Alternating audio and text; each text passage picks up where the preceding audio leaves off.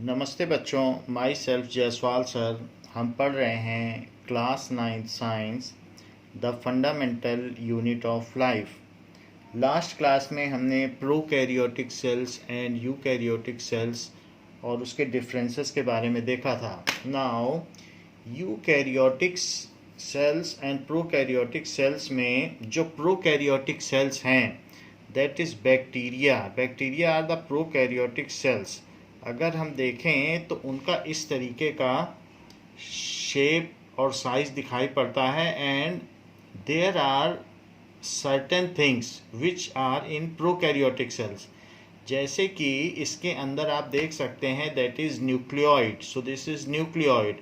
So these are pilus, this is cell wall, this is plasma membrane and it is all, इसको capsule कहेंगे because it is a capsule like structure. आप चाहें तो as it is capsule shaped so you can say it is capsule and the inside jelly like structure is called cytoplasm in which this genetic material जो कि DNA है वो इसमें float करता है। और ये जो आप ब्लू कलर का देख रहे हैं that is ribosome. It is A site of protein synthesis. यहाँ पर प्रोटीन बनता है। राइबोसोम का काम है प्रोटीन बनाना और प्रोटीन हमारी बॉडी में structure and other things in सबको देता है, हार्मोन्स, एंजाइम्स, ये सारी चीज़ें देता है। सो इस तरीके से हमने देखा ये प्रोकैरियोटिक सेल या बैक्टीरिया कैसे होता है। और आप इसमें एक फ्लैजिला भी देख रहे हैं, दिस इज फ्लैजिला जो कि सेंसर होता है। So in this way it is prokaryotic cell. Now we will see the model of prokaryotic cell. तो यहाँ पर दिखाया गया है जो 9th क्लास के बच्चों ने एक मॉडल बनाया है जिसमें सेंटर में ऐसा दिखाया गया है और कैप्सूल लाइक स्ट्रक्चर है जिसमें राइबोसोम्स भी रेड कलर के दिखाए गए हैं। सो अगर प्रोजेक्ट मिलता है तो बच्चे इस तरीके से मॉडल बनाते हैं। These are ribosomes. इन्होंने इसमें सेल वॉल दिखाई है और अंदर प्लाज्मा मेम्ब्रेन दिखाई है और ये बीच का जेनेटिक मटेरियल दिखाया है। So these are the various parts of prokaryotic cell. Now this is mitochondria. So mitochondria इस तरीके से अगर हम देखें तो होता है। Now this is mitochondria. तो माइटोकॉन्ड्रिया के अगर अंदर का स्ट्रक्चर देखा जाए तो आप देखेंगे कि it is folded membrane like structure. क्या can you decode that mitochondria are the power house of the cell. तो जो यूकैरियोटिक सेल होते हैं उसमें माइटोकॉन्ड्रिया पावर हाउस होते हैं और इस तरीके से होते हैं। इसमें ये एनर्जी करेंसी या एटीपी जनरेट करते हैं और उसी एनर्जी से सारे सेल के काम होते हैं। तो आप इसमें ये जो ब्लैक ब्लैक देख रहे हैं ये एटीपी मॉलिक्यूल्स हैं, energy currency, that is adenosine triphosphate. तो माइटोकॉन्ड्रिया में ही एनर्जी का जनरेशन होता है जिससे सेल के सारे काम होते हैं। तो ये एक सेल ऑर्गेनल है जिसको हमने देखा and this is a prototype. एक तरीके का ये मॉडल है जो बच्चों ने बनाया है। सो you can see this that the model made by 9th class students. किस तरीके से सेल बनाया है। सेल में आप न्यूक्लियस देख सकते हैं, तो न्यूक्लियस बनाया गया है। न्यूक्लियस के अंदर आप ये न्यूक्लियोलस देख सकते हैं which is the site of photosynthesis ribosomes. यहाँ एक्स लाइक स्ट्रक्चर बनाया गया है, इसमें क्रोमोसोम भी दिखाए गए हैं। और ये देखिए ये सेंट्रियोल है। तो सेंट्रियोल क्या होता है, ये ट्यूब्यूल लाइक स्ट्रक्चर होता है, सेल डिवीजन के टाइम पे काम आता है, ये ब्लू कलर का। तो ये भी एक सेल ऑर्गेनल ही है। यहाँ माइटोकॉन्ड्रिया दिखाए गए हैं, जैसे अभी हमने देखा था उसमें फोल्डेड मेम्ब्रेन लाइक स्ट्रक्चर था तो बच्चों ने ऐसा भी बनाया है। इसके अलावा दो चीज़ें यहाँ दिखाई गई हैं। ये देखिए रफ एंडोप्लाज्मिक रेटिकुलम जो न्यूक्लियस को सराउंड करता है जिसमें राइबोसोम चिपके हुए हैं, और एक है स्मूथ एंडोप्लाज्मिक रेटिकुलम जिसमें कोई भी राइबोसोम नहीं चिपका हुआ है। So if ribosome is not sticked on the endoplasmic reticulum it is smoother and it is a site of fat synthesis. यहाँ पर फैट, लिपिड भी बोल सकते हो, फैट भी बोल सकते हो, ऑयल्स भी बोल सकते हो, तो वो यहाँ बनता है। और जहाँ राइबोसोम है that is a site of photosynthesis. Can you detect Golgi apparatus, जहाँ पर इन सब चीज़ों की पैकिंग होती है? तो हाँ, अब वो वैसे तो येलो कलर का होता है, लेकिन जिस बच्चे ने मॉडल बनाया है उसे ग्रीन कलर का दिखाया है, तो इट इज़ गोल्जी ऑपरेटस। यहाँ पर जो प्रोटीन और फैट बनता है उसको यहाँ पैक किया जाता है, और जगह जगह जिसको जितनी प्रोटीन की और जितने फैट की ज़रूरत पड़ती है डिस्पैच किया जाता है। और सेल मेम्ब्रेन भी तो प्रोटीन और फैट की बनी होती है, तो सेल मेम्ब्रेन आप देखो डबल है, डबल मेम्ब्रेनियस है, तो सेल मेम्ब्रेन में भी यही गोल्जी ऑपरेटस प्रोटीन भेजता है। Now, can you locate the position of lysosome? So these blue colored things are lysosome. इसमें strong digestive enzymes होते हैं जो सेल को क्लीन रखते हैं, और इन केस अगर सेल ओल्ड होती है, रप्चर करती है, या it can not pull on life processes, तो ये बस्ट कर जाते हैं और पूरी सेल को कंज्यूम कर लेते हैं। तो ये वैसे तो आप कह सकते हैं सैनिटरी इंस्पेक्टर्स हैं, सफाई कर्मचारी हैं सेल के, लेकिन अगर सेल को रप्चर होना होता है तो ये सेल को ही खा जाते हैं, तो सुसाइड बैग भी कहलाते हैं। तो lysosomes are having strong digestive enzymes. ये भी एक सेल का मॉडल है जिसमें न्यूक्लियस और दूसरी चीज़ें दिखाई गई हैं, जिसमें माइटोकॉन्ड्रिया और ये सब भी दिखाया गया है। नाउ इसी तरीके से ये आप देख सकते हैं, ये भी एक सेलुलर मॉडल है जिसमें डिफरेंट थिंग्स लोकेट की गई हैं, and you can see lysosomes, mitochondria, nucleus, nucleolus, everything in it. Okay, now see, this is also a cell structure. अगर हम इसमें देखें तो हमको क्या क्या चीज़ लोकेट हो रही है। सबसे पहले तो आप न्यूक्लियस को लोकेट करो। This is nucleus. न्यूक्लियस के चारों तरफ ये फोल्डेड मेम्ब्रेन है, ये एंडोप्लाज्मिक रेटिकुलम है, जिस पर राइबोसोम स्टिक है या चिपका हुआ है वो रफ है, और जिस पर नहीं चिपका हुआ है दैट इज स्मूथ। वो यहाँ दिखाई नहीं पड़ रहा है बट ऐसा होगा। फिर इसके बाद ये सब माइटोकॉन्ड्रिया हैं, और इसके अलावा ये अलग अलग फाइब्रस स्ट्रक्चर है जो सेल को शेप देता है। तो इसमें सेल में ये फाइबर्स भी हैं, साइटोप्लाज्म भी है और फाइबर भी है, जो एक वेब लाइक स्ट्रक्चर बनाता है और सेल को एक शेप देता है। और ये सब माइटोकॉन्ड्रिया हैं जहाँ पर एनर्जी सिंथेसिस होती है। और कहीं कहीं ये सुसाइड बैग हैं, ये लाइजोसोम है। तो इसमें गोल्जी ऑपरेटस नहीं दिख रहा है, बाकी सारी चीज़ें आप देख सकते हैं। अदरवाइज हो सकता है ये गोल्जी ऑपरेटस हो, जहाँ पर पैकेजिंग का काम किया जाता है।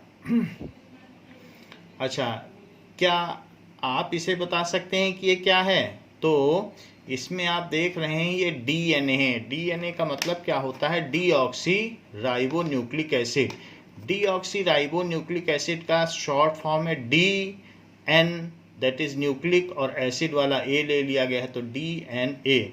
तो ये डबल स्टैंडर्ड हेलिकल यानी लिपटा हुआ स्ट्रक्चर है। जैसे स्प्रिंग होती है हेलिकल, तो उसी तरीके से पेन की स्प्रिंग हेलिकल मानी जाती है, तो उसी तरीके से ये हेलिकल स्ट्रक्चर है। और यही चीज़ जब बहुत ज़्यादा कंडेंस हो जाती है लिपट लिपट के, तो एक क्रोमोसोम बनता है। क्रोमोसोम को अगर खोल दिया जाए तो मिलियन माइल्स लंबा डीएनए स्ट्रक्चर हो जाएगा, ये इतना कंडेंस है। तो एक्स शेप में क्रोमोसोम होता है। जब भी डीएनए जेनेटिक मटेरियल है जो पेरेंट से बच्चों में सारे कैरेक्टर्स ट्रांसफ़र करता है, इसीलिए आदमी का बच्चा आदमी होता है, बिल्ली का बच्चा बिल्ली होता है, ये डीएनए ही करता है। और ये जो भी सेल में प्रोटीन बनता है उसके लिए डीएनए कोड भी देता है। So it is a genetic material. अब ये जो क्रोमोसोम है इसमें अलग अलग पार्ट जिससे एक एक कैरेक्टर ट्रांसफ़र होता है। मान लीजिए यहाँ से लेकर यहाँ तक का पार्ट, ये एक जीन हो गया। अगर इससे हमारी आइज़ का कलर ब्राउन है, फिर ये दूसरा जीन हो गया। सो एक क्रोमोसोम में 2000 जीन होते हैं, वो हमारे अंदर के 2000 कैरेक्टर्स को डिटरमाइन करता है। और आपको ये हमने पहले ही बता दिया है, ह्यूमन में 23 पेयर्स ऑफ क्रोमोसोम्स हैं। पेयर्स का मतलब एक क्रोमोसोम हमें अपनी मदर से मिला है और एक क्रोमोसोम हमें अपने फादर से मिला है। तो 23 पेयर्स ऑफ क्रोमोसोम्स हमारे अंदर हैं। नाउ जैसे कि यहाँ दिखाया गया है कि डीएनए इस तरीके का डबल स्टैंडर्ड है।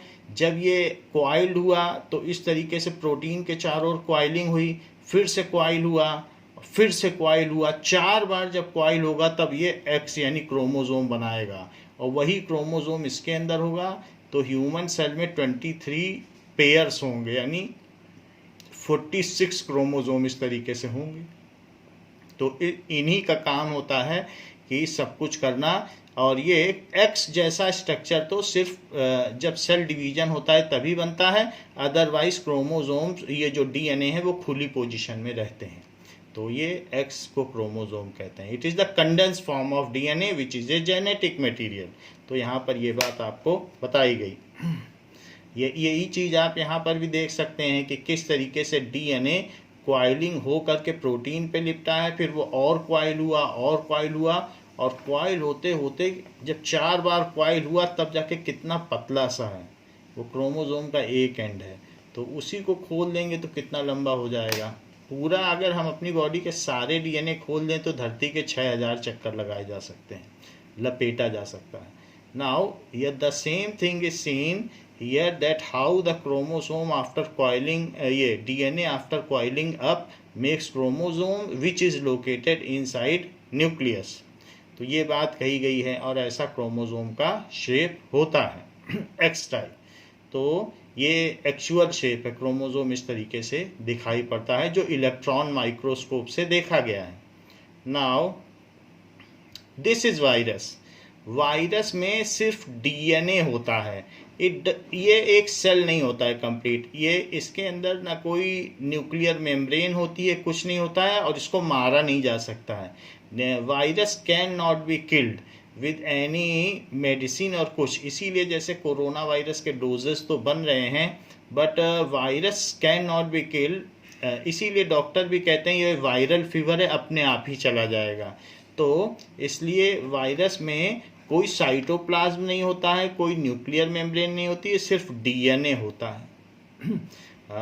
ये चीज़ यहाँ पर दिखाई गई है कि ये प्रोटीन सिंथेसिस कर सकता है। ये किसी सेल में घुस जाता है और वहाँ इंटर करने के बाद वो अपने कोड से उस सेल में अपने जैसे प्रोटीन बनवा लेता है। तो इस तरीके से वो उस सेल को कैप्चर कर लेता है, हाईजैक कर लेता है, और जो इसके पास कोड है वही वही चीज़ बनवाता है, और उस सेल के जो डीएनए को सप्रेस कर देता है, अपने प्रोटीन बनवाता है। इस तरीके से किसी को बीमार कर सकता है। तो वायरस बड़े होस्टाइल कंडीशन में इसको आप आग लगा दो, 200 डिग्री सेल्सियस लगा दो, तब भी ये मरता नहीं है। तो ये वायरस है। वायरस के अलग अलग शेप होते हैं, यहाँ पर आप देख सकते हैं। ये एग है और स्पर्म सेल है। तो फीमेल में एग होता है और मेल में स्पर्म सेल होता है। तो स्पर्म सेल कितना छोटा है ये यहाँ पर भी देखा जा सकता है। हाउ द स्पर्म सेल या male germ cell is very smaller. ये मेल जर्म सेल है, रिप्रोडक्टिव सेल, और ये फीमेल। तो ये यहाँ पर देखा जा सकता है। अच्छा, यहाँ पर आप देखिए, ये जो हमारी मसल सेल्स होती हैं, ये उसके सेल्स लेंथ वाइज कितने बड़े बड़े होते हैं, तो उस चीज़ को यहाँ पर दिखाया गया है। Can you detect the Golgi operators. तो यहाँ पर आप देखिए, गोल्जी ऑपरेटर्स जो हमारे बॉडी में पैकेजिंग का काम करता है। जैसे फ्लिपकार्ट का एक सेक्शन होता है जिसमें सामान की पैकेजिंग और डिस्पैच होता है, सप्लाई होती है, वहाँ सामान रखा भी रहता है। वैसे ही ये जो गोल्जी ऑपरेटर्स है, तो यहाँ पर इसमें सामान की पैकेजिंग होती है और डिस्पैच होता है। तो यही यहाँ पर दिखाया गया है, गोल्जी ऑपरेटर्स। इसको सेंट्रियोल कहते हैं। सेंट्रियोल का मतलब है ये ट्यूब लाइक स्ट्रक्चर है। ये भी हमारा सेल ऑर्गेनल है, और जब भी कभी भी सेल का डिवीजन होता है तो ये आधा आधा मटेरियल खींच लेता है दोनों तरफ, और इस तरीके से सेल डिवाइड हो जाता है। So this is centriole. अच्छा, you can again see the Golgi apparatus. It is like double membranous structure in which the packaging, storing and transportation acts. ऐसा यहाँ दिखाया गया है। It is again a Golgi apparatus. अच्छा, ये क्या चीज़ है? This is plastid. प्लास्टिड का मतलब क्या है कि जो फ्लावर्स को या प्लांट्स को अलग अलग कलर देता है। ये भी एक सेल ऑर्गेनल है। और इसके अंदर अगर ये क्लोरोप्लास्ट भरा हुआ है, क्लोरोफिल, ये जो स्टैग्ड हैं, यहाँ पर आप देख रहे हैं स्टैकिंग एक दूसरे के ऊपर रखे हुए हैं कॉइन जैसे स्टैग्ड, ये सब क्लोरोफिल हैं। तो जिसमें क्लोरोफिल भरा होगा, क्लोरो यानी ग्रीन, तो क्लोरोफिल यानी ग्रीन कलर का जो मटेरियल है, तो इसलिए इसे क्लोरोप्लास्ट कहते हैं। अगर रेड कलर का प्लास्टिड होता जैसे फूलों में होता है तो रोडोप्लास्ट कहते हैं, और ग्रीन कलर का है तो क्लोरोप्लास्ट। तो प्लास्टिड अलग अलग कलर के होंगे, और कोई भी कलर नहीं है तो ल्यूकोप्लास्ट कहेंगे। तो इस तरीके से जो कलरलेस हो या कलर्ड हो, कलर देने का काम प्लास्टिड्स का है। क्या आप यहाँ पर देख पा रहे हैं कि न्यूक्लियस एंडोप्लाज्मिक रेटिकुलम से सराउंडेड है, जिसमें से किसी किसी में राइबोसोम स्टिक्ड हैं, चिपके हुए हैं, तो वो चीज़ रफ एंडोप्लाज्मिक रेटिकुलम है। जैसे यहाँ पर आप देख सकते हैं, इसमें ये छोटा छोटा ये राइबोसोम चिपका हुआ है जो प्रोटीन बनाता है, और ये है जिसमें राइबोसोम नहीं लगा हुआ है, वो स्मूथ एंडोप्लाज्मिक रेटिकुलम है। तो nucleus is surrounded by double membranosus folded structure in which ribosome is stick, that is rough endoplasmic reticulum, and in which no ribosome is there, it is a smooth endoplasmic reticulum.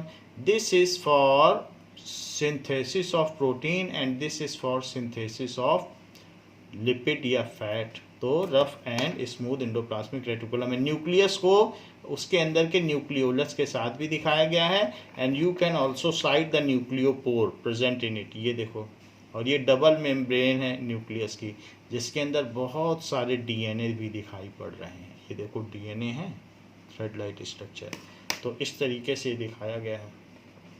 वैसे ribosome हमें जगह जगह दिखाई पड़ता है yellow colour का, symbolize, एक दो जगह ब्लू कलर का भी है। राइबोसोम इस तरीके के शेप का होता है, वैसे डॉट से हम उसे दिखाते हैं, लेकिन अगर माइक्रोस्कोपिक व्यू देखा जाए तो इसी में प्रोटीन बनता है। ये भी एक तरीके का 3 डायमेंशनल जनरेटेड स्ट्रक्चर है, जिसमें कि सेल के बारे में दिखाया गया है कि सेल किस तरीके से होता है। इसमें mitochondria, nucleus, endoplasmic reticulum, Golgi apparatus, centriole तक भी दिखाया गया। ये देखो सेंट्रियोल है, तो ये सारी चीज़ें इसमें दिखाई गई हैं। It is again A model prototype, तो जिसमें किसी बच्चे ने बनाया है, तो आप देख सकते हैं वेरियस माइटोकॉन्ड्रिया है, रफ एंडोप्लाज्मिक रेटिकुलम है, ग्रीन कलर का गोल्जी ऑपरेटस है, ब्लू कलर का सेंट्रियोल है, that you can C. And this is A model जो बाज़ार में मिलता है। तो इसमें भी आप न्यूक्लियस और सेंटर में देखो न्यूक्लियोलस देख लो, और ऐसे ही smooth endoplasmic reticulum, rough endoplasmic reticulum, Golgi apparatus, ये देखो गोल्जी ऑपरेटस, सेंट्रियोल, माइटोकॉन्ड्रिया, ये सब रेड कलर का माइटोकॉन्ड्रिया, और ये लाइजोसोम, ग्रीन कलर का क्या होगा, लाइजोसोम। और ये इसकी सेल मेम्ब्रेन है जो डबल लेयर्ड है, तो प्लाज्मा मेम्ब्रेन भी इसको कहते हैं। और इसके अंदर साइटोप्लाज्म भरा हुआ है, जिसमें कि सारे सेल ऑर्गेनल्स तैरते रहते हैं। And this is a prototype of animal cell, तो इसमें एनिमल सेल लिखा है। इसमें एनिमल सेल में कोई सेल वॉल नहीं होती है। जिसकी मैं बात कर रहा हूँ कि प्लाज्मा मेम्ब्रेन है, वो डबल लेयर्ड है। इसमें ऊपर का एक लेयर है और नीचे का एक लेयर, और बीच में फाइबर्स हैं। तो इस तरीके से ये बाहर से जब कोई मॉलिक्यूल आता है तो इस पर चिपक जाता है प्लाज्मा मेम्ब्रेन में, फिर ये पलट जाता है और अंदर वो मॉलिक्यूल ले लेता है। तो कभी कभी प्लाज्मा मेम्ब्रेन, जिसको it is selectively permeable membrane, जो सेल की मेम्ब्रेन होती है, सेल की जो आउटर मेम्ब्रेन होती है, उसको प्लाज्मा मेम्ब्रेन कहते हैं। तो किसी मॉलिक्यूल को तो ये अंदर लेती है और किसी को नहीं लेती है, तो इसलिए इसको कहते हैं selective permeable membrane, because it permits some of the substance inside cell and does not allow other substance to enter. तो इसीलिए सेलेक्टिवली परमिट करती है। तो जो प्लाज्मा मेम्ब्रेन है किसी सेल की, उसको कहते हैं selective permeable membrane, that is SPM। सब चीज़ तो सेल के अंदर नहीं आने दी जा सकती है, जो सेल के लिए अच्छी है वही आने दी जा सकती है। तो किसी मॉलिक्यूल को आने देती है, ये रोटेट करता रहता है, और इस तरीके से जब ये चिपक जाएगा तो रोटेट कर देगा, फिर अंदर छोड़ के फिर वापस आ जाएगा। तो इस तरीके से ये डबल लेयर्ड प्लाज्मा मेम्ब्रेन है। ये करीब करीब प्लाज्मा मेम्ब्रेन ऐसे दिखती है।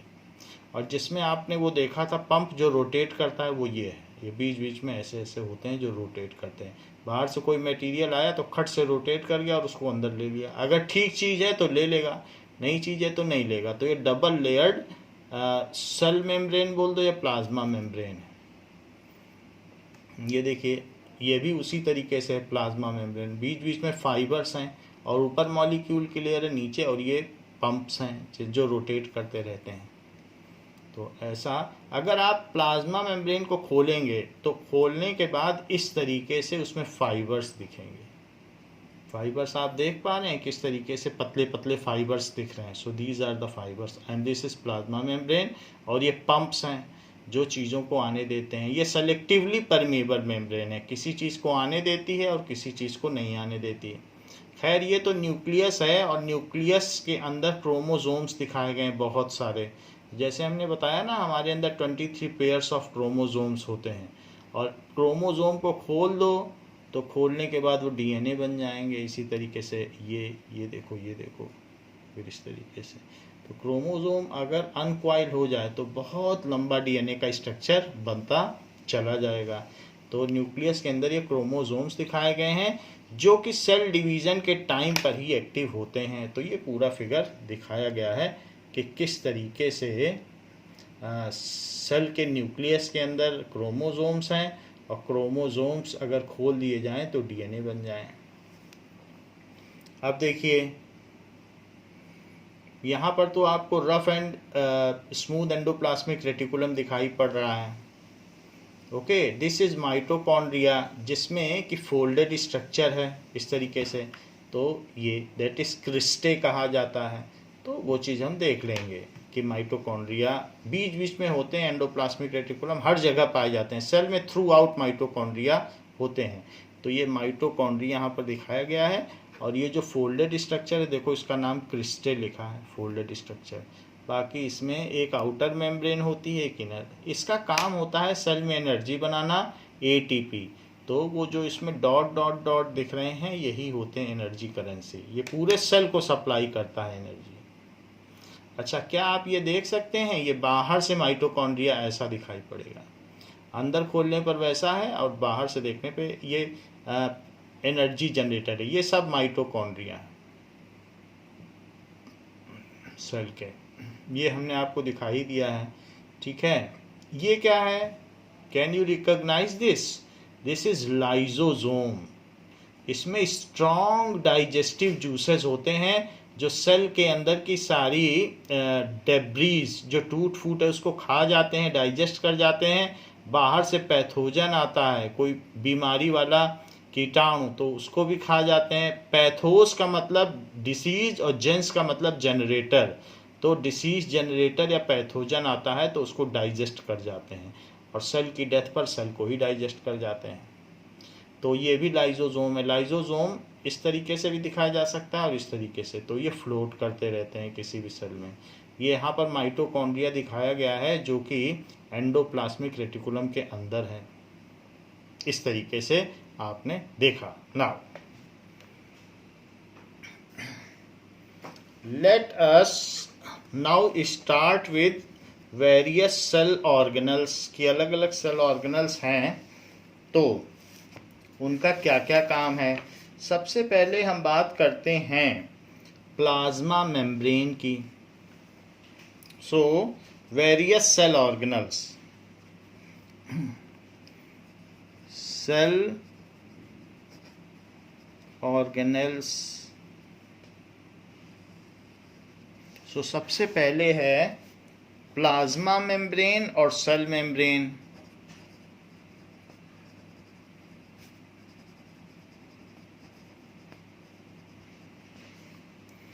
और cell membrane.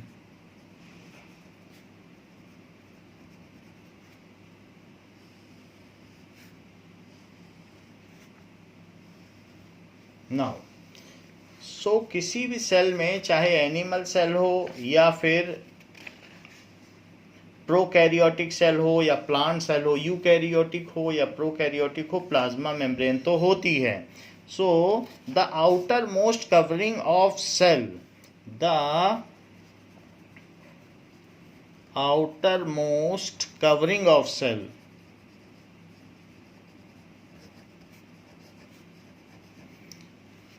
that separates the content of cell that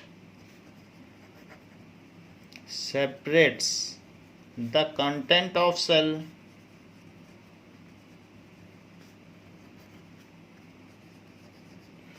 from external environment, from external environment is called plasma membrane. उसको कहेंगे प्लाज्मा मेम्ब्रेन.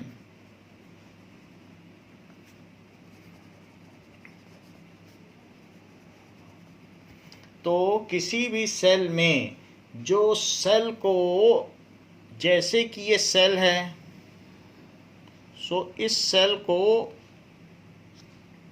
जो क्या करे, आउटर इन्वायरमेंट से सेपरेट करे. तो ये डबल लेयर्ड है, जैसे हमने आपको दिखाया प्लाज्मा मेम्ब्रेन, और बीच में फाइब्रस होता है.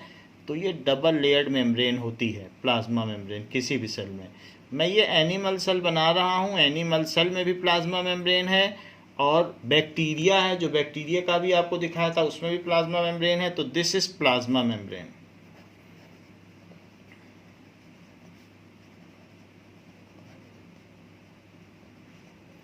प्लाज्मा मेम्ब्रेन किसी भी चीज़ को सेलेक्टिवली आने देती है, जिसकी, और किसी चीज़ को नहीं भी आने देती है. एंड इसमें एनिमल सेल में सेंट्रली लोकेटेड न्यूक्लियस होगा, और दिस इज न्यूक्लियस.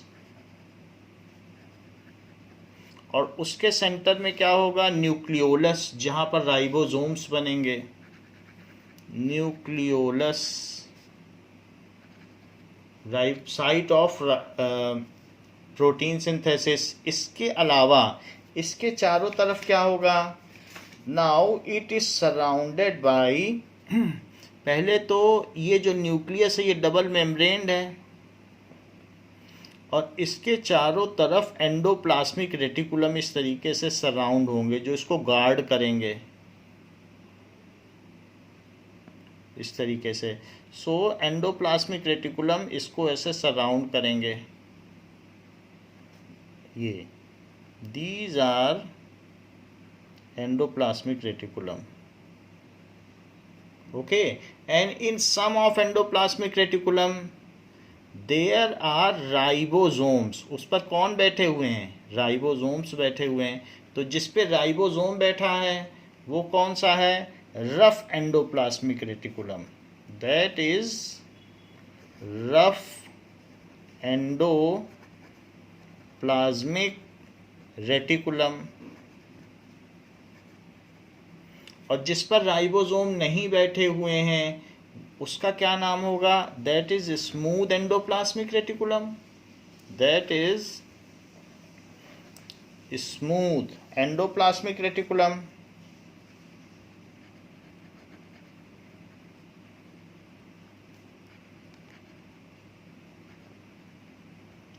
नाउ इसमें भी जो सेल होगा उसमें प्रोट्रूशन होगा. जैसे आप देख रहे हैं सेलुलर मेम्ब्रेन में, तो प्लाज्मा मेम्ब्रेन में सम प्रोट्रूशन होगा कि मान लीजिए कोई भी न्यूट्रिएंट्स या इधर उधर आता है तो उसको उस जैसे पाइलस होता है बैक्टीरिया में, वैसे इसमें भी है.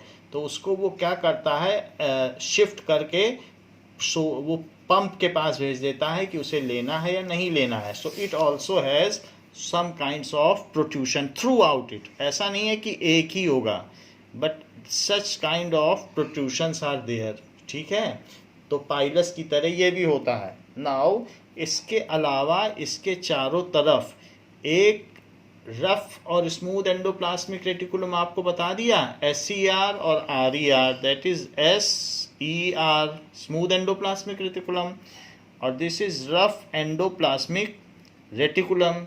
अब इसके चारों तरफ एक ऐसा सिस्टम होगा कि जो चीज़ यहाँ बन रही है, रफ एंडोप्लाज्मिक रेटिकुलम में प्रोटीन बनता है. ये राइबोसोम है जो छोटे छोटे हैं, तो हमने वो लिखा नहीं है लेकिन लिखना चाहिए था. सो दिस इज राइबोसोम, जहाँ पर प्रोटीन बनता है. तो अब ये सब प्रोटीन बन गया, इसमें फैट या लिपिड बन गया. तो उन सबको डिस्पैच करना है पैकेट कर करके, सब जो सेल के अंदर जिसको ज़रूरत है। तो इस तरीके से ये गोल्जी ऑपरेटस है। तो गोल्जी ऑपरेटस का क्या काम है? It has a function of dispatching. तो इसलिए इसको लिख दें गोल्जी ऑपरेटस। तो ये अपने पास स्टोर भी रखता है, जब मर्जी होगी तब फिर जिसका जब ज़रूरत होगी तब फिर ये डिस्पैच करेगा। अदरवाइज जो यहाँ बन रहा है सबको स्टोर करता है, पैक करके रखे रहता है, तो यहाँ रखा रहता है सामान। इसके अलावा जो रेड कलर का होगा, ऐसे इसमें माइटोकॉन्ड्रिया होगा, जिसमें इस तरीके से फोल्डेड स्ट्रक्चर होगा ऐसे। सो माइटोकॉन्ड्रिया भी सेल में बहुत होंगे, क्योंकि सेल को एनर्जी की ज़रूरत पड़ेगी, तो ये एडिनोसिन ट्राइफॉस्फेट के फॉर्म में सेल को एनर्जी देगा। तो ये रेड कलर का होगा। सो इट इज़ माइटोकॉन्ड्रिया, जो कि सेल का पावर हाउस है, माइटोकॉन्ड्रिया ऐसे। तो यहाँ पर भी है। तो प्लाज्मा मेम्ब्रेन तो हमने आपको दिखा दी, जो कि सेल मेम्ब्रेन है, माइटोकॉन्ड्रिया। इसके अलावा सेल में क्या हो सकता है? इसके अलावा सेल में छोटे छोटे लाइजोसोम्स हो सकते हैं, जिसमें स्ट्रॉन्ग डाइजेस्टिव जूसेस होंगे। तो इसको भी दिखा दिया जाए कि ये लाइजोसोम है। So this is lysosome. और इसके अलावा ट्यूब लाइक स्ट्रक्चर भी होगा, जैसे कि हमने आपको बताया था कि tube like rod like structure होगा। ऐसे ब्लू कलर का दिखाया था कि नहीं अभी वीडियो में? तो उसको कहते हैं सेंट्रियोल। ऐसे tube like bundle like structure होगा। सो ये ब्लू कलर का होगा, दैट इज सेंट्रियोल। ये सेल डिवीजन में दोनों एंड पे चला जाएगा और आधा आधा सामान खींच लेगा।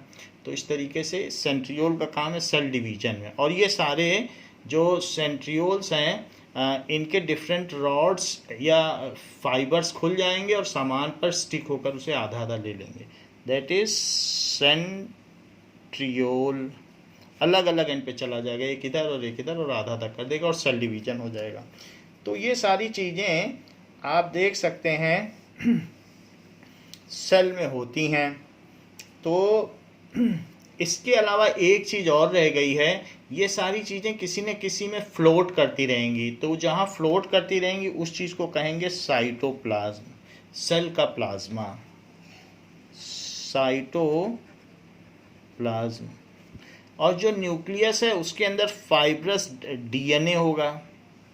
तो ये तो इसके अंदर न्यूक्लियोलस हो गया, लेकिन इसमें फाइबर्स होंगे, तो आप उसे डीएनए दिखा सकते हैं। डीएनए जो कि जिस समय सिर्फ सेल डिवीजन होगा तभी क्रोमोसोम में बदलेगा, और फिर सेल डिवाइड होकर फिर से खुल जाएगा। हमेशा ये एक्स फॉर्म में नहीं रहता है, बस जब सेल डिवीजन होगा तभी क्रोमोसोम बनता है। तो ये डीएनए हो गया। और साइटोप्लाज्म तो इसी तरीके से दिखाया जा सकता है। तो आपको जो ये चीज़ें हमने बताई हैं, ये सारी किस सेल के बारे में हैं? That is animal cell. तो एनिमल सेल में ये सारी चीज़ें होती हैं। तो इसमें we are only interested about plasma membrane. तो प्लाज्मा मेम्ब्रेन किस तरीके की है? It separates the inside environment of the cell from external environment, and it only allows certain things to enter inside and does not allow other thing to enter. तो किसी चीज़ को allow करती है और किसी चीज़ को नहीं करती है। So it is called selective permeable membrane, क्योंकि सेलेक्टिवली परमिट करती है। It is double layered membrane. It is double layered membrane. तो plasma membrane double layered membrane है, जैसा कि आपकी बुक में दिखाया गया है। ये देखिए, ये आपकी एस चांद की बुक में प्लाज्मा मेम्ब्रेन दिखाया गया है। इसका वीडियो भी हमने आपको दिखा दिया। ये पंप है और बीच बीच में फाइबर भी दिखाए जा रहे हैं कि नहीं? देखो ये फाइबर हैं और ये सारी चीज़ें हैं जिसमें ये स्टिक हो जाता है इसमें न्यूट्रिएंट्स, और ये खट से रोटेट कर जाता है, तो बाहर से अंदर की चीज़ को ले लेता है। तो ये रोटेट करते रहते हैं। कहीं कहीं पोर्स भी होते हैं, जैसे इसमें पोर हैं तो सीधे कोई चीज़ अंदर आ जाती है। गैसियस एक्सचेंज तो ऐसे ही हो सकता है, लेकिन जब कोई दूसरी चीज़ है, वाटर भी अपने आप ही आ जा सकता है पोर से, लेकिन कोई बड़े बड़े मॉलिक्यूल हैं तब फिर उस केस में ये जो रोटेटरी पंप है उनकी ज़रूरत पड़ेगी। अदरवाइज ये इसमें पोर्स हैं तो उनसे तो सीधा आ सकता है। So this is plasma membrane. Okay, now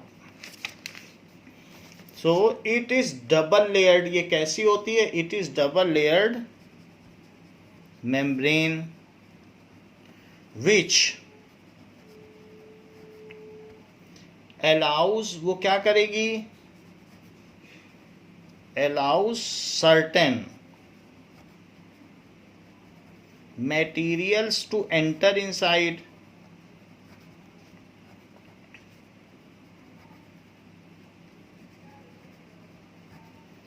cell and disallows other material to enter। Allow करती है किसी चीज़ को आने के लिए और किसी चीज़ को डिसअलाउ करती है कि हमारे में आप एंटर ना करो। and disallows certain materials to enter inside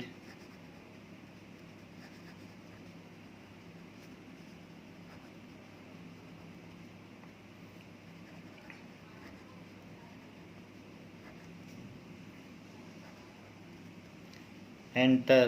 तो कुछ को certain material को तो इंटर करने देती है and disallows other materials to enter।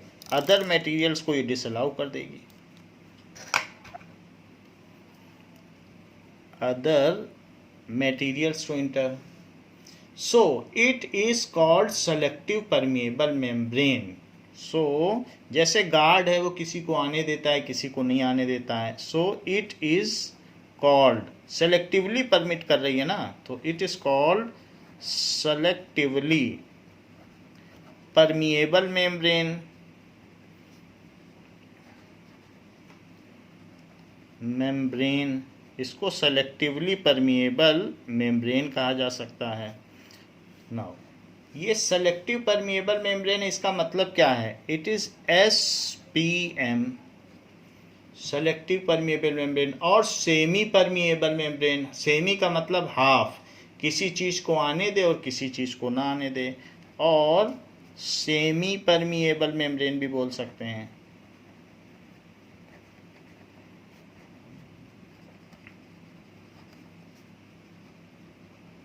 इस तरीके से। सो ये सेमी परमिएबल मेम्ब्रेन भी कही जा सकती है। ये जो डबल मेम्ब्रेन लेयर है यही प्लाज्मा मेम्ब्रेन है, और इसी में बीच बीच में फाइबर हैं, ऐसे ऐसे फाइबर हैं जो कि हमने आपको दिखाए। So water and gas can freely exchange through plasma membrane, but various other molecules like protein, carbohydrate and nutrients are selectively absorbed। तो ये चीज़ है, और इसी प्लाज्मा मेम्ब्रेन के थ्रू ये अपने वेस्ट को बाहर भी निकालती है। So all the cellular waste are thrown out through plasma membrane and all the nutrients are taken in through the plasma membrane. So all cellular waste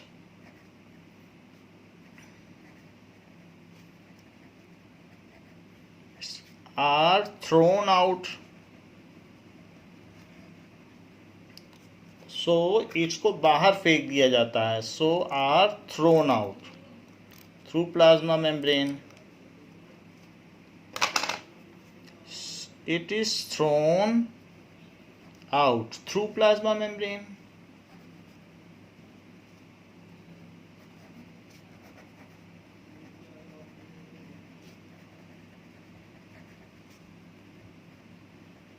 and nutrients are selectively absorbed through plasma membrane।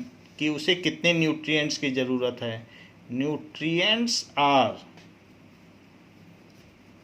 selectively absorbed through plasma membrane।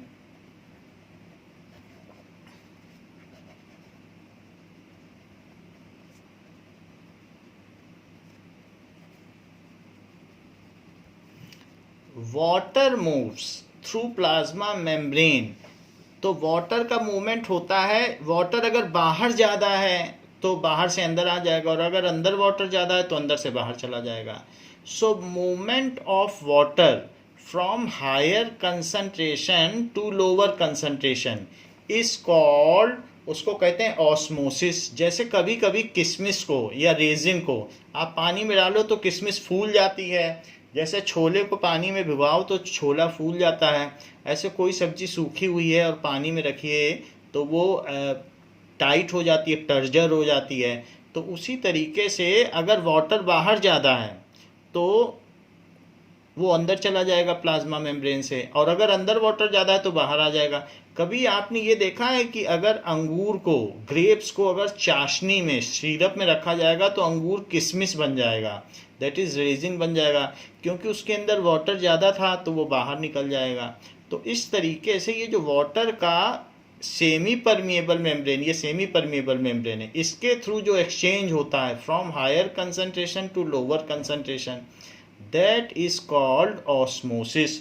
तो अब ये तो हमने बता दिया कि nutrients तो semi permeable membrane के थ्रू ऐसे एक्सचेंज होते हैं। नाउ वाटर का किस तरीके से ट्रांजैक्शन होता है? So water moves through plasma membrane bye the process of osmosis. Water moves through plasma membrane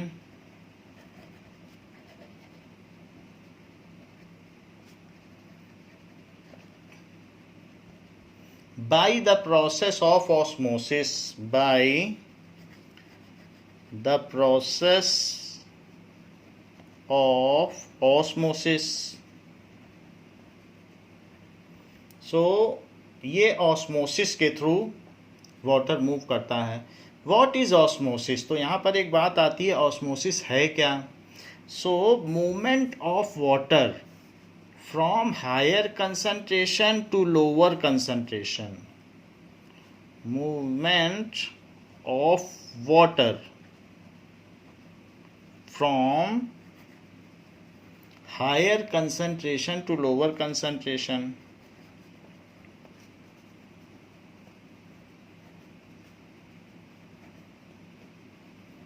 to lower concentration through semi permeable membrane, through semi permeable membrane।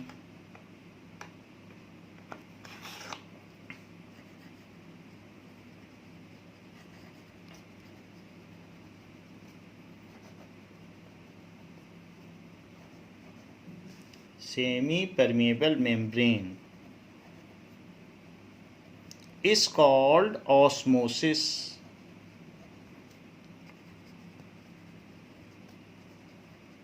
उसको osmosis कहते हैं। Semi permeable membrane क्या होती है? जितनी भी सब्जियां हैं, जो भी वेजिटेबल्स हैं, जैसे खीरा है, ककड़ी है, कोई भी चीज़, पोटैटो ले लो, सभी सेमी परमेबल मेम्ब्रेन है। आप एक पतला सा पीस ले लीजिए, चाहे ओनियन का ले लीजिए, चाहे पोटैटो का ले लीजिए, चाहे खीरा कुकुम्बर का ले लीजिए, they all are semi permeable membrane. तो अगर मान लीजिए आपने एक तरफ एक खीरे का पीस ले लिया ऐसे, और उस खीरे के पीस में एक साइड में आपने ऐसा वाटर रखा जिसमें बहुत सारा शुगर पार्टिकल है, जैसे यहाँ पर बहुत सारा शुगर सब्सटेंस है, शुगर पार्टिकल, और दूसरी तरफ वाटर है, तो हायर कंसंट्रेशन ऑफ वाटर इधर हुआ क्योंकि प्योर वाटर है, प्योर वाटर। और ये क्या हुआ? शुगर सिरप है, तो सिरप। तो अब बताओ, प्योर वाटर में वाटर का कंसंट्रेशन हायर है कि इधर? तो ये जो आपने खीरा ले लिया है, तो इसमें अगर आपने इसके थ्रू देखा तो वाटर का कंसंट्रेशन यहाँ ज़्यादा है और यहाँ कम है क्योंकि यहाँ शुगर है। तो इस तरीके से वाटर इधर मूव करेगा, water will move like this. और ये सेमी परमेबल मेम्ब्रेन है। कोई भी सब्जी का कोई एक आप पीस ले लीजिए, वो सब सेमी परमेबल मेम्ब्रेन है। तो ये आपने यहाँ पर एक SPM लगा दिया। वैसे तो मैंने कुकुम्बर का पीस लिया है, तो ये सेमी परमेबल मेम्ब्रेन है, तो वाटर इधर मूव करेगा। और इतना ही नहीं, वाटर मूव ही नहीं करेगा, यहाँ वाटर का लेवल डाउन हो जाएगा और यहाँ पर वाटर का लेवल अप हो जाएगा। यानी कि जो न्यू लेवल होगा वो किस तरीके से होगा, वो इस तरीके से होगा, ये है न्यू लेवल। तो वाटर अब यहाँ ऐसा हो जाएगा, ये ऐसा हो जाएगा, ये सो यहाँ से ये नेट कंसंट्रेशन है। तो प्योर वाटर में क्या लिख दो, हाई कंसंट्रेशन ऑफ वाटर। तो हाई कंसंट्रेशन ऑफ वाटर, यहाँ पर हाई कंसंट्रेशन ऑफ वाटर है। अच्छा, यहाँ पर क्या है सिरप में, यहाँ तो शुगर ज़्यादा है, तो यहाँ लिखिए लो कंसंट्रेशन ऑफ वाटर। तो इस तरीके से movement of water from high concentration of water, जहाँ पानी ज़्यादा है और जहाँ पानी कम है वहाँ से इधर मूव कर जाएगा। इसको कहते हैं ऑस्मोसिस। ये तब तक होता रहेगा जब तक वाटर का कंसंट्रेशन दोनों ओर इक्वल होगा नहीं। लेकिन ये कभी भी इक्वल नहीं होगा, क्योंकि यहाँ वाटर है और यहाँ पर शुगर है, तो शुगर नहीं आ सकती है इसके थ्रू, सिर्फ वाटर आ जा सकता है। सेमी परमेबल मेम्ब्रेन के थ्रू वाटर का ही मूवमेंट हो सकता है, शुगर का नहीं हो सकता। इसमें इतने छोटे पोर्स होते हैं, बस वाटर आ जा सकता है।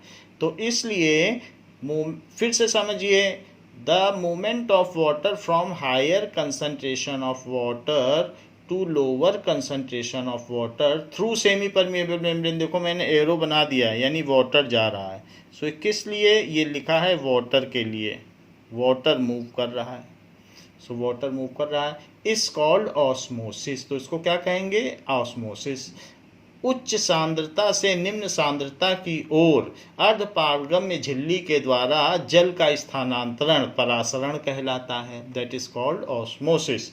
नाउ तो वाटर एंड मिनरल्स, जो भी वाटर्स हैं, they are transported through plasma membrane by osmosis. तो ये ऑस्मोसिस से आते जाते हैं। अगर अंदर वाटर का कंसंट्रेशन ज़्यादा है तो सेल पिचक जाएगा और पानी बाहर निकल जाएगा। अगर बाहर ज़्यादा है तो सेल टर्जर हो जाएगा, फूल जाएगा और पानी अंदर चला जाएगा। तो इस तरीके से होता है। तो अभी आपने ये देख लिया। लेकिन गैसियस एक्सचेंज कैसे होता है किसी भी प्लाज्मा मेम्ब्रेन में? Gas can freely move through it by the process of diffusion. Diffusion process आपने फर्स्ट चैप्टर में पढ़ रखा है। So gases can freely move. Cell में क्या होता है, सेल में रेस्पिरेशन होता है और CO2 निकलती है। सेल के अंदर ग्लूकोज तोड़ दिया जाता है। जैसे कि ग्लूकोज क्या होता है, C6H12O6, ये ग्लूकोज का फार्मूला है। और जब हम सांस लेते हैं तो सांस लेते हैं, जानते हैं हम ऑक्सीजन क्यों लेते हैं? क्योंकि जो ग्लूकोज हम खाते हैं ये ग्लूकोज है। दिस इज ग्लूकोज, ये सोर्स ऑफ एनर्जी है। तो ग्लूकोज हमने लिया और ऑक्सीजन हमने ली, तो उससे ये टूट के CO2 बन जाता है और साथ में वाटर बन जाएगा। और इस प्रोसेस में एनर्जी निकलती है, energy. So this is the process. इसको कहते हैं रेस्पिरेशन। रेस्पिरेशन क्या है? Respiration is breaking down of glucose with help of oxygen to obtain energy. Energy क्यों पाना चाहते हो? जिससे हमारी बॉडी के सारे काम होते रहें। और ये काम कहाँ होता है? माइटोकॉन्ड्रिया में। हमने बताया ना, mitochondria is the source of energy, वही तो एनर्जी जनरेटर है। तो ये रेस्पिरेशन सेल के अंदर भी कहाँ होता है? सेल के अंदर माइटोकॉन्ड्रिया के अंदर होता है। तो this takes place in mitochondria. So breaking down of glucose in presence of oxygen, breaking down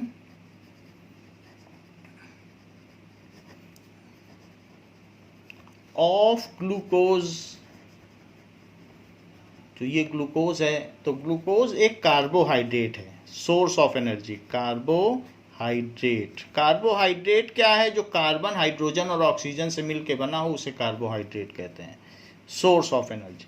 so breaking down of carbohydrate in presence of oxygen. इसीलिए हम ब्रीदिंग करते हैं कि जिससे हमें ऑक्सीजन मिल जाए, और फिर खाना खाते हैं कार्बोहाइड्रेट, और ब्रीदिंग भी करते हैं। दोनों चीज़ मिलके एनर्जी दे देती है। To obtain energy, obtain energy is called respiration. इसको कहते हैं respiration. It takes place inside cell. ये कहाँ पर होता है? It takes place in mitochondria inside cell. So it takes place in mitochondria inside cell. ये चीज है। तो ये चीज आपको प्लाज्मा मेम्ब्रेन में नहीं लिखनी है, लेकिन फिर भी आपको बता दिया गया है कि रेस्पिरेशन क्या होता है, क्योंकि अब हमें बताना है। So in this process CO2 and carbon dioxide and water is generated. In this process, ये सेलुलर वेस्ट हो गया। In this process carbon dioxide and water is generated and water is generated। तो जब हम सांस लेते हैं तो ऑक्सीजन हमारी बॉडी में आ जाती है और फिर वो सब सेल के पास पहुंच जाती है, ब्लड उसको ले जाता है। सो gaseous exchange takes place through plasma membrane by the process of diffusion। Semi permeable membrane gas को नहीं रोक पाता, उसके मॉलिक्यूल बहुत छोटे हैं, तो कोई रोक टोक नहीं है उसके लिए। प्लाज्मा मेम्ब्रेन कुछ नहीं, वो आराम से उसमें जो पोर्स बने हुए हैं उनसे आ जा सकती है। जैसे हमने बताया नहीं आपको, इसमें पोर्स बने हुए हैं, छोटे छोटे पोर्स, तो इनके थ्रू आ जा सकती है। तो इसलिए डिफ्यूज़न है, उसके लिए तो कोई कुछ नहीं है। अच्छा, डिफ्यूज़न आप जानते हैं क्या होता है? That is movement of substance from higher concentration to lower concentration is called diffusion। जैसा हमने पहले चैप्टर में भी पढ़ा है कि गैस में बहुत हायर रेट ऑफ डिफ्यूज़न होता है, तो उसी तरीके से gaseous exchange takes place through plasma membrane। gaseous exchange takes place through plasma membrane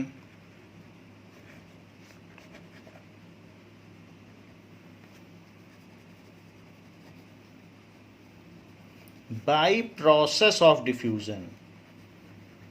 process of diffusion। what is diffusion? movement of particle from higher concentration to lower concentration। अब यहाँ semi permeable नहीं लिखा जाएगा, simply बस movement of particles from higher concentration to lower concentration to lower concentration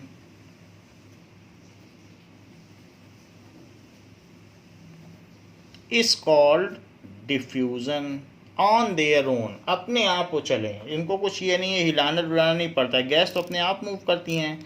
so on their own या spontaneously on their own is called diffusion. तो हमने आपको बात बता दी कि गैस कैसे चलती हैं प्लाज्मा मेम्ब्रेन के थ्रू, तो वो डिफ्यूज़न से चलती हैं। ज़रा इस चीज़ को देखें कि गैसेस एक्सचेंज कैसे होता है। जैसे कि ये सेल है, तो सेल में बाहर के एनवायरनमेंट में, क्योंकि हम ऑक्सीजन ब्रीद इन करते हैं तो बाहर O2 बहुत ज़्यादा है, और अंदर में बाहर थोड़ी बहुत CO2 भी होगी, और अंदर CO2 बहुत ज़्यादा है। क्यों CO2 ज़्यादा है? क्योंकि रेस्पिरेशन हमने किया तो CO2 प्रोड्यूस हो रही। माइटोकॉन्ड्रिया ने जब एनर्जी निकाली तो CO2 और वाटर भी निकला। ये तो सेल का वेस्ट हो गया ना। अब सेल इसे बाहर फेंकेगा, रखेगा तो नहीं CO2 को, तो अंदर माइटोकॉन्ड्रिया लगातार CO2 निकाल रहा है, थोड़ी बहुत ऑक्सीजन भी होगी। तो बाहर बताओ किसकी कंसंट्रेशन ज़्यादा है? O2 की। अंदर किसकी है? CO2 की। तो CO2 बाहर निकल जाएगी, क्योंकि जिसकी कंसंट्रेशन जहाँ ज़्यादा है वहाँ से वो कम कंसंट्रेशन की ओर जाएगा। यहाँ O2 की कंसंट्रेशन ज़्यादा है तो, और अंदर कम है, तो O2 अंदर आ जाएगा, तो O2 इससे यहाँ आ जाएगा। So O2 oxygen diffuses inside cell and CO2 diffuses out of the cell. During this process, gaseous exchange में क्या होता है? As CO2 concentration inside cell is more, so it diffuses out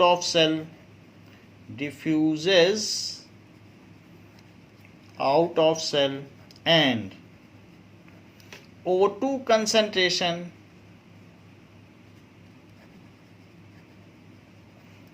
outside cell is more,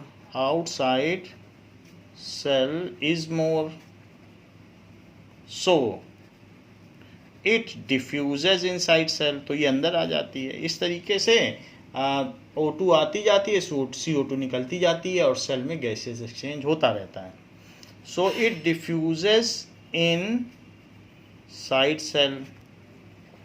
ये चीज होता है. In this way the gaseous exchange takes place in cell. In this way gaseous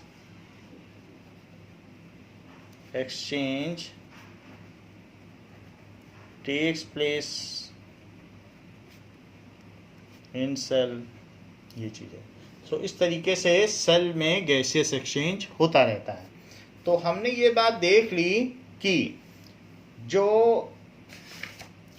plasma membrane है वो double layered membrane है, और plasma membrane बनी किसकी होती है? सो plasma membrane is made up of protein and lipid. हमने वाटर का एक्सचेंज देख लिया कि वाटर हायर कंसंट्रेशन से लोअर कंसंट्रेशन की ओर मूव करेगा. अब ये डिपेंड करता है कि बाहर कितना वाटर कंसंट्रेशन है और अंदर. वो ऑस्मोसिस का प्रोसेस है, और थ्रू सेमी परमेबल मेम्ब्रेन होता है तो ऑस्मोसिस है. तो water through semi permeable membrane है, और जबकि गैसियस एक्सचेंज फ्री है, उसके लिए सेमी परमेबल मेम्ब्रेन कुछ नहीं है, वो उसे रोक नहीं सकती. तो इसलिए ये डिफ्यूजन के थ्रू होता है. सो plasma membrane is made of protein and lipid. Plasma membrane बनी किसकी होती है? Membrane is made of protein and lipid. It is made of protein and lipid. Now इतनी बात हमने देख ली. तो this was all about plasma membrane. कि प्लाज्मा मेम्ब्रेन किसकी बनी होती है, वो सेलेक्टिवली क्या करती है. सो इतना हम प्लाज्मा मेम्ब्रेन के बारे में लिख सकते हैं. तो बच्चों इस क्लास के लिए इतना ही. इसके आगे आपको नेक्स्ट क्लास में बताया जाएगा. थैंक यू बच्चों.